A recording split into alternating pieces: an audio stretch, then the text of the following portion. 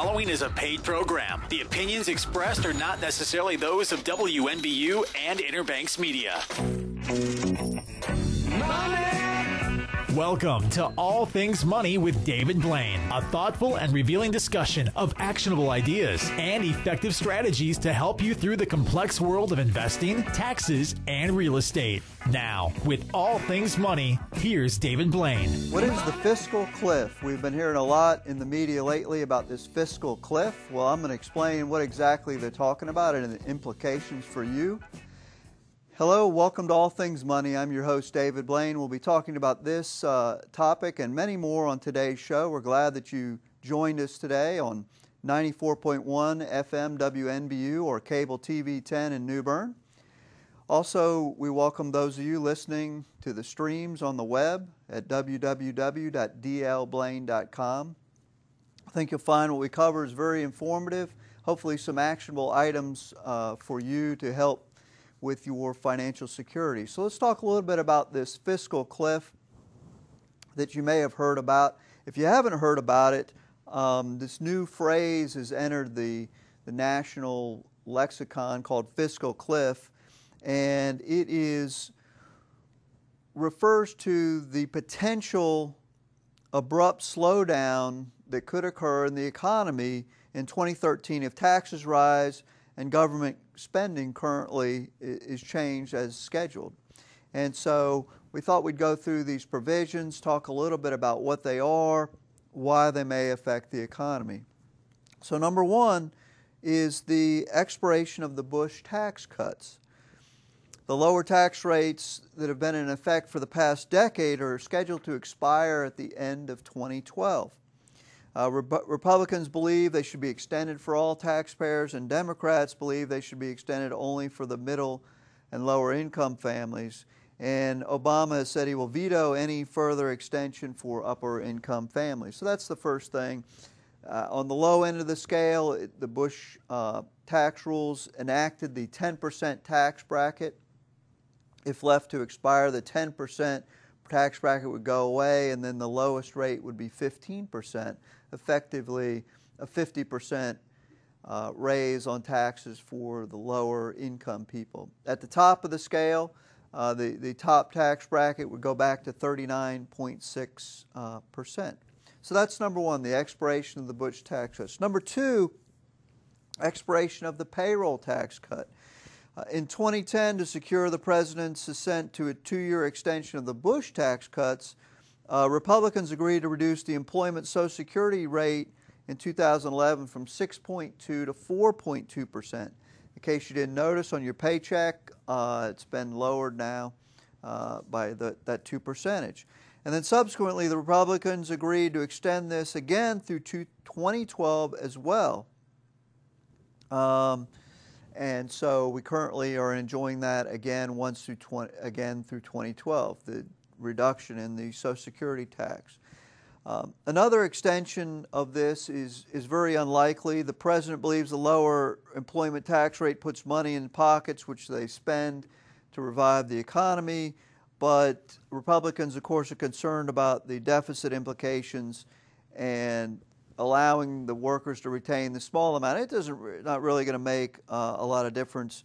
But more importantly, I mean, this is not good for Social Security. I mean, anybody, whatever side of the fence you're on, the reality is we're taking money away from Social Security, which is already teetering. So that was number two, expiration of the payroll tax cut. The third segment of this fiscal cliff that you may hear referring to is the new health care reform taxes. And to help finance the new health care reform, Congress approved a new tax on investment income to start in 2013. Beginning next year, to the extent a family's overall income is above $250,000, taxable income, interest, dividends, capital gains, rents, royalties will be subject to an additional tax of 3.8%. It will not apply to non-taxable income such as muni bonds or amounts withdrawn from retirement plans or IRAs. So unless the Supreme Court strikes down the whole health care reform, then this does not have a good likelihood of being repealed. This is critical, of course, for higher income taxpayers. And don't ask me where they come up. They just pick these round numbers, $250,000 here in eastern North Carolina. That is a lot of money for people, but I'm sure people listening to the show or watching the show in some of our major metropolitan areas, the Washington, D.C. area, Atlanta metro area, certainly New York, Chicago, $250,000 for a couple, for a family, believe me, you are not wealthy by any stretch of the imagination. And so I think that it's just sort of this fanciful number that's been picked out of the air, but it's not. So it's going to affect a lot of people. Okay, now the fourth major component of this fiscal cliff is the spending cuts. The compromise reached last August to increase the debt ceiling calls for cuts in government spending of $2.1 trillion over 10 years, including $1 trillion of defense cuts, and the bulk are slated to begin in 2013.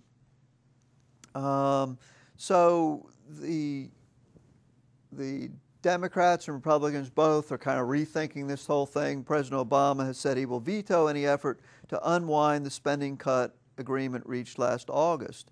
And so that is currently the four main things: expiration of the Bush tax cuts, expiration of the payroll tax cut, new health care reform taxes, and the spending cuts. Those four things combined are referred to as the fiscal cliff for next year.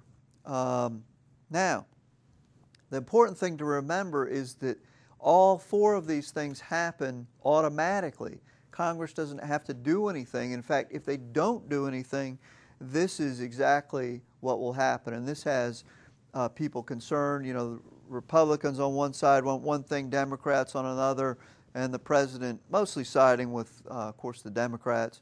But if none of them, if they don't come to an agreement, House, Senate, Republican, Democrat, president, or maybe once the election takes place, once again, these people are not installed until January. Some people are holding out the hope that if a new president or new Congress comes in effect, you know, either Democrats or Republican getting control of both houses, that could override the president's veto.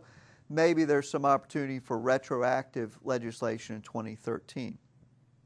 But anyway, the default right now is these four things will happen. Given Congress's track record over the past year, I would not put much stock in them being able to come up with any sort of comprehensive plan to eliminate any of these things. So that brings us to the fiscal cliff part. And we're going to cover this in more depth during the next segment. But suffice to say, these four things combined could cause a significant slowdown in the economy. Number one, the spending cuts, mostly in defense. And number two, the increased taxes on people would cause them to spend less.